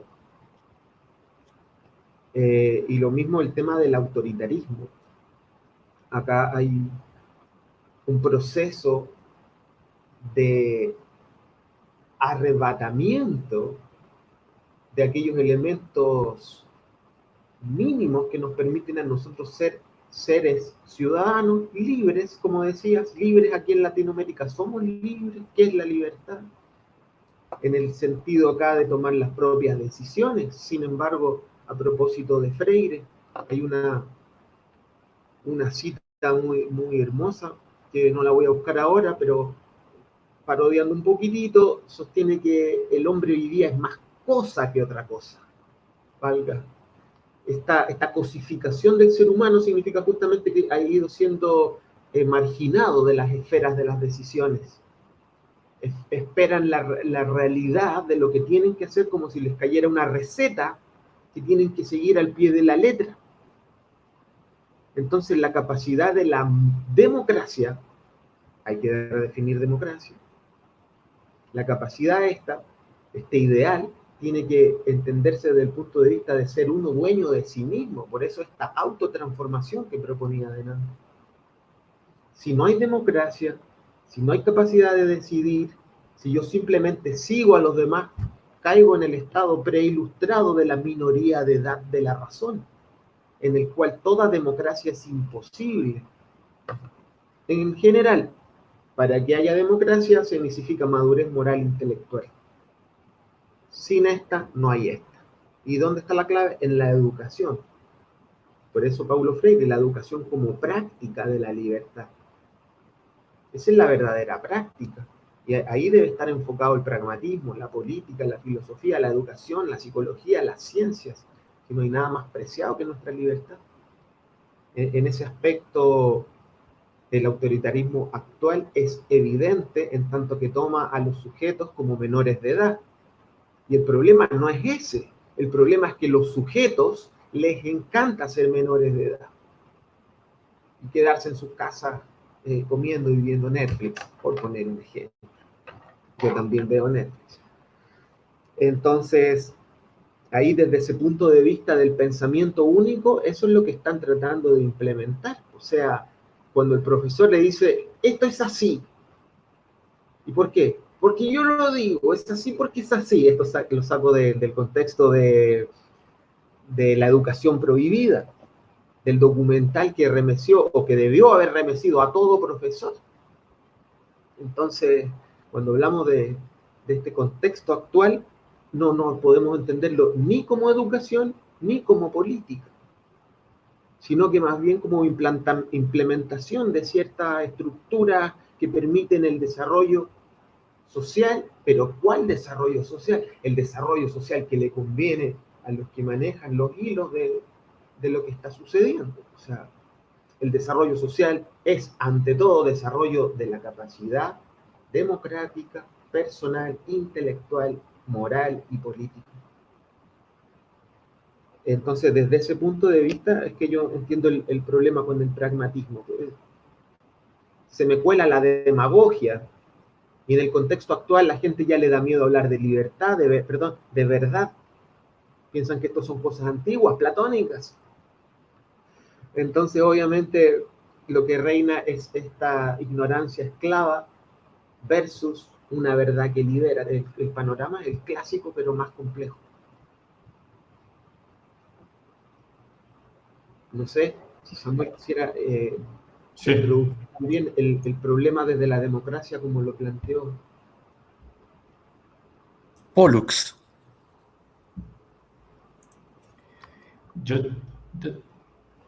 Agora me pode comentar um pouco sobre a questão do cotidiano, né? Estava com um problema aqui, eu não sei exatamente o que aconteceu, né? Enfim. Primeiro, me gostaria de comentar, Pollux, que parece que você conhece a obra de Azania. Isto por quê? Porque há um capítulo em seu livro, uma ideia de pesquisa educacional, exatamente sobre o cotidiano escolar. Então, é sim uma perspectiva dele, que também teve um trabalho junto à Secretaria da Educação, uma perspectiva política, em que a Zânia teve um papel, me parece, talvez, um dos poucos que fez um trabalho direto em relação à diretoria do Departamento de Educação da Secretaria de Educação em São Paulo, isto em antes de 1970. E, portanto, o Brasil vivia naquele momento um governo militar, uma ditadura militar. E neste contexto de ditadura militar, a Zânia está ali defendendo a escola pública, a importância da perspectiva política como possibilidade, de fato, de formação, de transformação social.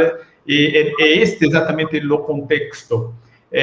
Um ponto interessante é que ele vai ser também responsável por uma série de iniciativas que reformam a estrutura da educação, especificamente em São Paulo. Então, é, de fato, a perspectiva do cotidiano e a crítica do abstracionismo, justamente uma mirada na vertente daquilo que importa, daquilo que efetivamente faz a escola.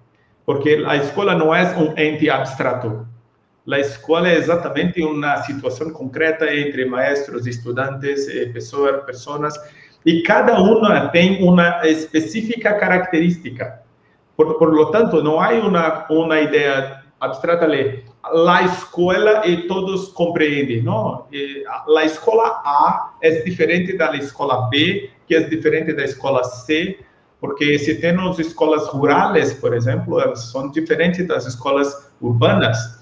E mesmo na cidade, e dependendo da localidade, as escolas são diferentes. Então, sim, nós temos um sistema que é único em Brasil. Acho que também Chile e México, não sei, me parece que sim. Então, Uma coisa é um sistema, outra coisa é exatamente a realidade concreta. E a perspectiva dele é justamente na vertente de valorização desta perspectiva concreta, né? Não o professor em geral, mas o professor específico. Então, investigações sobre educação na vertente dele é necessário ultrapassar essa vertente geral e perguntar diretamente para professores que estão no cotidiano escolar quais são os reais problemas da escola e não uma perspectiva teórica em que eu estou aqui em meu escritório e eu posso escrever na escola há tais problemas. Não, eu preciso saber o que acontece exatamente perguntando para professores, para estudantes, para gestores, para coordenadores, porque a escola ela tem sua especificidade. Então, me parece muito interessante a vertente de Azaña. Claro, ele teve influência de vários autores, alguns dos Estados Unidos, também outros autores europeus. Ele tem uma influência forte de filósofos da chamada filosofia analítica. É uma perspectiva, é claro. Claro que isso também marca um posicionamento, né? Claro que sim. Se tem uma vertente mais francesa, ou mais dentro de uma filosofia italiana, cristiana, é uma coisa, se é uma perspectiva mais libertária, enfim, isso é comum. O que importa é que este é um autor que viveu um tempo específico do Brasil, que foi um tempo de autoritarismo. É exatamente tua pergunta, que me pareceu muito adequada, Paulo, no sentido de que, de fato, a filosofia é essa aposta numa vertente de superação de autoritarismos. A América Latina, ela tem como uma grande marca o autoritarismo. Está aqui, autoritarismo colonial, por exemplo, né? E nós temos essas marcas que aí estão presentes em nossas escolas, em nossos estados, em nossos sistemas políticos, e por isso a filosofia tem a tua importância de servir como uma alternativa que possa combater esse sistema, não necessariamente destruir o sistema. Me parece que um componente interessante é de uma filosofia mais construtiva, que possa melhorar as relações, aprimorar as relações com boas perguntas, por exemplo, sem precisar necessariamente um confronto, uma situação de uma guerra civil. Já estou um pouco velho para pensar essas coisas. Acho que agora quero mais usar ferramentas e técnicas filosóficas propriamente, né? O diálogo, o bom combate, a boa argumentação e colocar todo mundo numa situação difícil filosoficamente. Acho que é un caminho. Sí. Antes de darle la palabra a Francisco, nada más quisiera yo jurar por Alfe, que no había leído yo nunca a Azaña. Me parece que es un autor que se puede retomar porque a mí me sonaba un poco una recuperación de lo cotidiano, porque pues uno de los filósofos que incluso fue mi profesor, el doctor Mauricio Beuchot, él hace la propuesta de la hermenéutica analógica, proponiendo una pedagogía de lo cotidiano, de manera que él criticaba que lo que él llama el univocismo, es decir, el pensamiento único para Morín, o el autoritarismo traducido ya en términos políticos, anula justamente el diálogo y además habla, por ejemplo, en discursos educativos de los ciudadanos así, ¿no? En abstracto, como si todos fueran entidades que van a proponer un proyecto de nación en el que solamente se propone aquí una sola forma de ser humano, ¿no? ¿Cuál? La que está a favor del sistema, la cual propone únicamente condiciones para evitar, o más bien para destruir la diferencia. Y creo que entonces Azaña es un filósofo que tiene un compromiso político, así como lo puedo intuir, un compromiso político de recuperar cómo diversas comunidades pueden aportar diferencia, pueden aportar también argumentos distintos al pensamiento único y asimismo poder establecer un proyecto de unión en la diversidad, ¿no? O de pluralidad en la unidad. Ahora sí, quisiera darle la palabra a Francisco.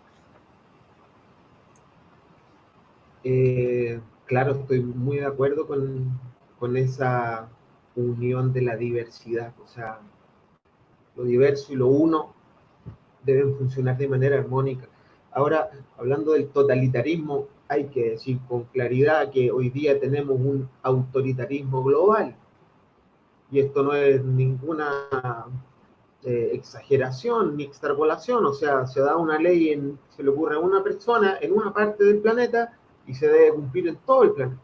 Se debe cumplir, no sé, pero se cumple. Entonces hay un autoritarismo. Hay una autoridad que se impone.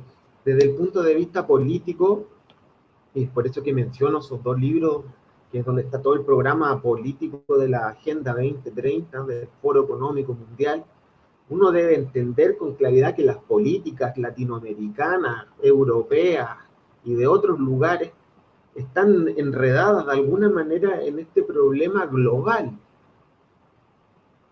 Tenemos en este momento situaciones muy complejas en Israel, en Palestina, ahí en la frontera de Rusia, que siguen en Crimea tratando de anexarse el territorio, y por empezar a mencionar, etcétera. O sea, basta darse cuenta de lo que está pasando para entender que la situación es global.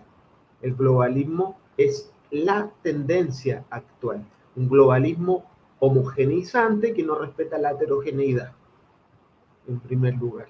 En segundo lugar, ¿cómo se va instalando eso en los distintos países? Yo creo que ya vamos tarde porque ya se instaló. La idea es cómo lo desmantelamos. A propósito del aula, tienen que ir al aula con tapabocas.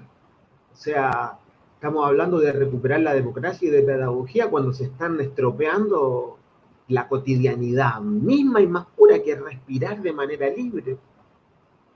Entonces, cuando tenemos este nivel de problemas y lo asumimos políticamente y lo entendemos democráticamente, hay que llevarlo a lo simple.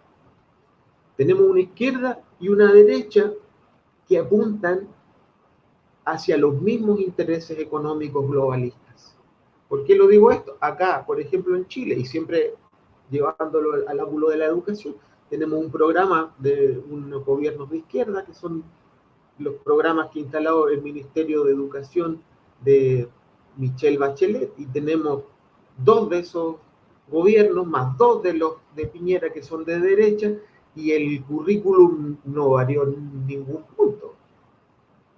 Se hicieron algunas situaciones como que pareciera que estaba pasando cosas, y sí que implementaron situaciones, pero ninguna de ellas era ni más democrática, ni más enfocada en el desarrollo integral de la educación.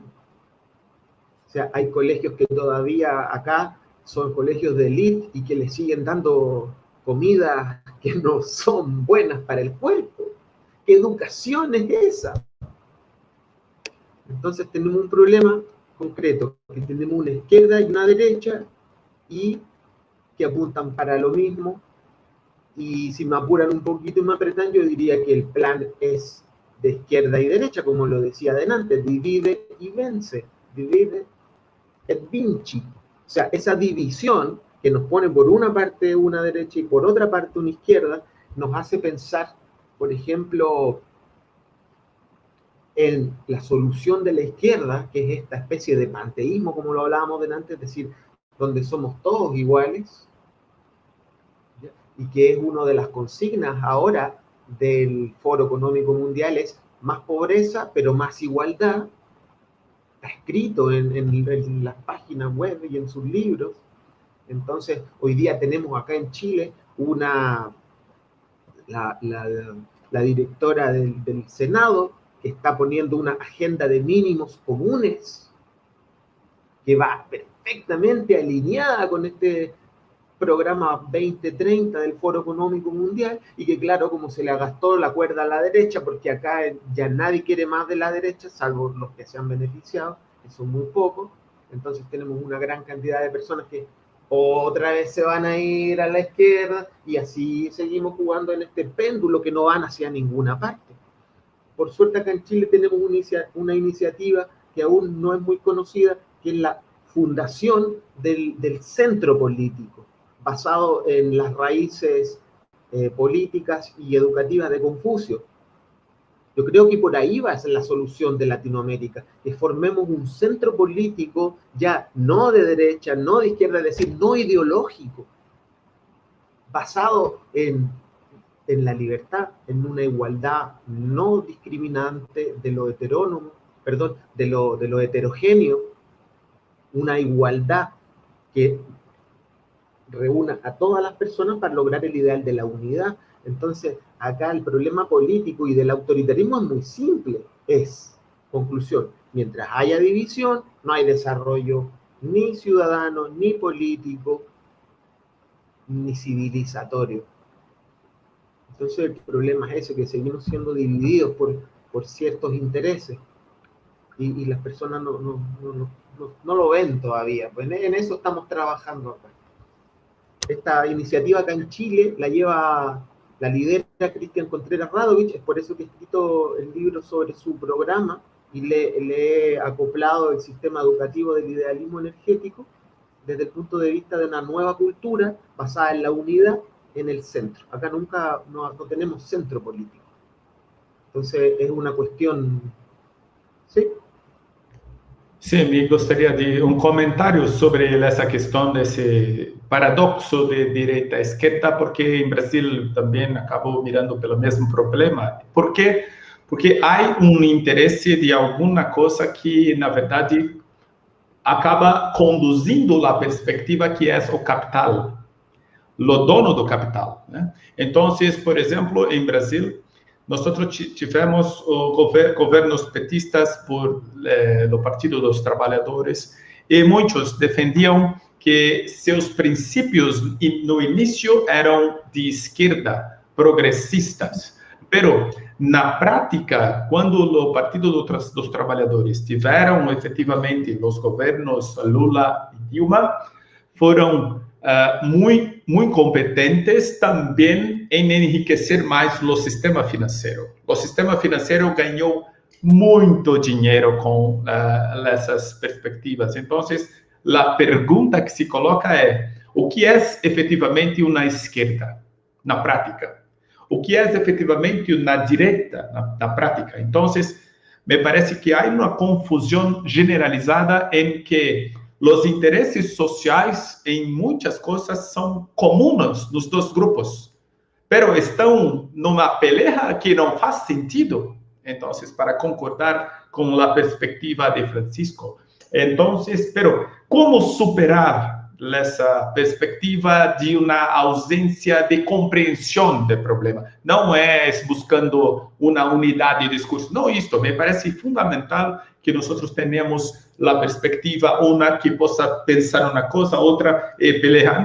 Não é este o problema. O problema é que as peleas no momento estão usando as mesmas armas para defender o mesmo sistema. É o mesmo sistema, em última instância, que está conduzindo uma e outra. Então, essa peleja é só uma aparência, é só uma ilusão. Não é exatamente uma guerra efetiva, nem ideológica. É uma aparência de ideologia. Então, pero a minha pergunta é: como auxiliar, como ajudar para a compreensão de tudo isso? Me parece esse um trabalho muito difícil para professores, para a imprensa, para as redes sociais, que estão também fazendo um trabalho muito profissional de desinformação. Então, no momento que parece que tudo está bem claro, não está claro agora, porque criamos um inimigo imaginário, mesmo que nós não tenhamos o inimigo imaginário, porque a discussão de comunismo já se encerrou há muito tempo. Desde que se tem a queda do muro, não temos mais uma guerra fria naqueles termos. Então, aquela ideia daquele comunismo autoritário que foi presente na Segunda Guerra, pero esse discurso ainda tem muita força, pelo menos em Brasil. Não sei como está em Chile e México, mas em Brasil é um discurso impressionante. Ele conduz muitas pessoas. Interessantíssimo esse tema. De acuerdo. Miren que hemos dialogado bastante. Ha sido fantástico compartir con ustedes esta tarde. Para mí se me queda una pregunta en el tintero con ustedes que de todos modos me voy a atrever a lanzársela a ambos, porque creo que una de las propuestas de todo aquel movimiento filosófico que recupere lo cotidiano y incluso la perspectiva holística como contraposición al pensamiento único, es a la recuperación de la afectividad, porque es justamente la formación de los ciudadanos, digamos, utilizando el término de hazaña abstraccionista, o también esta perspectiva democrática que más bien se vuelve demagógica, es el control ideológico de todo sentimiento, de todos los sentimientos habidos dentro y fuera del aula, como si la escuela fuera justamente el centro de una regeneración de estos nuevos dualismos, ¿no? Si algo nos ha enseñado, por ejemplo, la historia de la vida cotidiana, que es un enfoque muy, muy, muy reciente, es que es muy complicado los cambios de mentalidad, de hábitos, de costumbres en las sociedades, porque solemos nosotros actualizar, al menos esto que veníamos escuchando hace rato con Francisco, de la tendencia a los dualismos, ¿no? Entonces, esto de izquierdas, derechas, es algo que está todavía muy, muy presente en la política latinoamericana. Todavía tenemos algunos minutos y me gustaría darles a ustedes la palabra, ponentes, para algunas reflexiones finales antes de cerrar el espacio y cerrar la mesa. Entonces, no sé si en ese mismo orden, no sé si le gustaría, Samuel, darnos algunas reflexiones finales. Adelante, Francisco, dígame, no sé si iba a comentar algo. Un poquito de lo que planteabas, de la comprensión.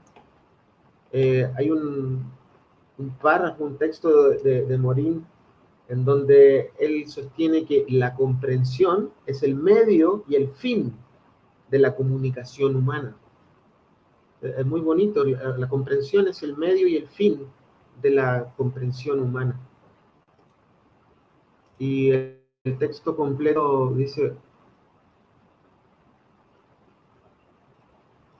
que hay que cambiar la mentalidad, se les requiere, acá está, el desarrollo de la comprensión necesita de una reforma de las mentalidades. Y debe ser la misión de la educación del futuro. Ahora, cuando hablamos de comprensión como medio y como fin, hoy en día lo que está pasando es prácticamente orwelliano, sin exagerar, de hecho la realidad exagera lo orwelliano. Entonces, cuando se generan cualquier tipo de disputa o simplemente aparece un tema, las personas tienden a no querer hablar. Esto es bien concreto, o sea, tema mascarillas, tema vacuna, tema política. Las personas en general lo que hacen es como cerrar todas sus antenas de captación, de conversación, de comprensión. Hay un acto que es una autoanulación, y esto lo está logrando muy bien el sistema, pero ya lleva bastante tiempo implantándose en todo el planeta. Entonces, ya no hay la intención de comprender. Entonces, a nivel holístico, cognitivo, neuronal, biológico, ¿qué le pasa al cuerpo? Más encima cuando hay un tema ahí de distancia social que muchas personas se lo creen, a propósito de desarrollar la afectividad.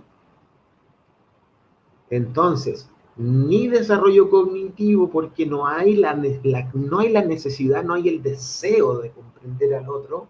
¿Por qué? Porque esto implica que yo tengo que hacer cosas, entonces estoy cómodo como estoy, entonces no quiero comprender. Si no coincide claramente con mi sistema, si no coincide, lo elimino, lo saco, total tengo todo un sistema que me está avalando. Y por otra parte, no hay desarrollo de la afectividad, que justamente es lo clásico de la afectividad, es amar al otro, al que piensa distinto. La diversidad que hablamos de la. Entonces, desde ese punto de vista, y ya para finalizar, el tema de la comprensión del otro es un punto, uno de los accesos clave al problema de la educación. del profesor a los estudiantes, de los estudiantes al profesor y de toda la comunidad en general. Y por eso que este problema es global. Eso podría decir yo para finalizar. De acuerdo. Perfeito, faço um comentário final também. Primeiro, me gostaria de agradecer pela oportunidade de estar nesse momento conversando, compartilhando, ouvindo, escutando, porque é uma oportunidade incrível de saber um pouco mais sobre nós mesmos. Né? Me gostaria de encerrar com 2 fragmentos de Heráclito. Não estão no contexto especificamente de minha apresentação, pero são muito caros para mim. Lo primeiro é: lo caminho que sobe é o mesmo que desce. Me gosto muito desse fragmento de Heráclito. Lo caminho que sobe é o mesmo que desce. Esse é muito interessante. Outro é a cada dia há sol. O sol é novo a cada dia. Na perspectiva justamente de que, ok, até agora tivemos muitos problemas, mas podemos fazer diferente. A cada dia há sol novo. E por último, o fragmento 8, que me gostou muito também, que diz a ideia de contrastes. Né? A natureza se faz por contrastes, e é da luta dos contrários que nasce a mais bela harmonia. Me parece um fragmento riquíssimo de Heráclito, no sentido de, sim, nós temos posições diferentes, mas esse não é um problema, ao contrário, é justamente da luta dos contrários que nasce a mais bela harmonia.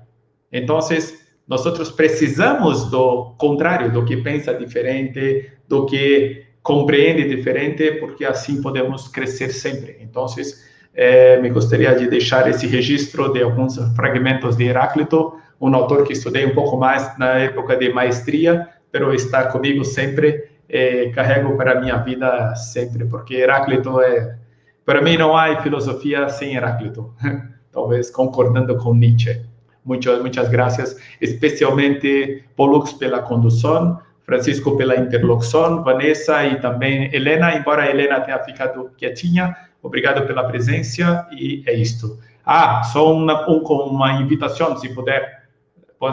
Agora, às 5 horas, nós vamos fazer um lançamento de 2 livros. Acá está no nosso programa 2 livros da SOFI. SOFI é Sociedade Brasileira de Filosofia da Educação. Publicamos esses livros e vamos fazer a divulgação agora às 5 horas de Brasil. 5 horas de Brasil, não sei que horas em seu país.